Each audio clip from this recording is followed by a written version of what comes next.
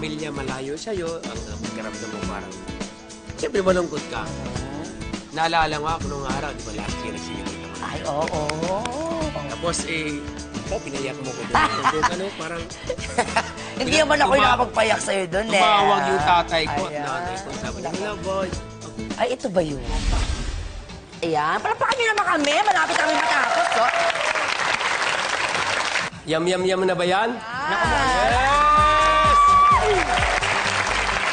Naku, eto na po, Master.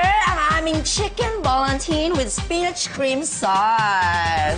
Hindi lang yan, Master. Meron pang mga espesyal na taong gustong bumati sa'yo. Nasa telepono po sila ngayon. Parents po ni Chef Boy. Mama ko! Yes. Wow! Hi, Ma! Ano pong birthday message niyo, Ma, para kay Chef Boy?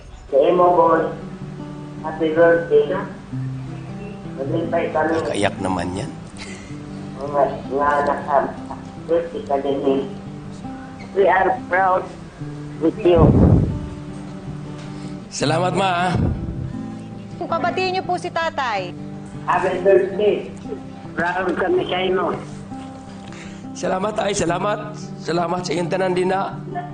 Yes. Master, ano naman ang iyong message kay Yes. naman tatay at nanay? Tatay at nanay. Tay, nay, Tay, makinig po. salamat sa tanan at alam niyo naman hindi ko naman kayo pinababayaan.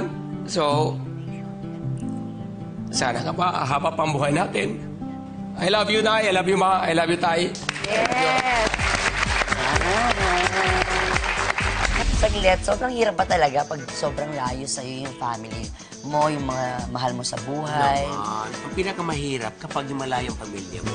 Kasi unang-una, hindi mo alam naramdaman nila, may sakit pa sila, o ano ba yan? Hindi ka makakapunta agad-agad doon. Oo Hanggang naman. doon na lang, di ba? Oo. Kung pwede lang makapag-ganon agad, Oo andun ka naman, na. hindi pwedeng ganun-ganun Ako, lang. Ha? yes.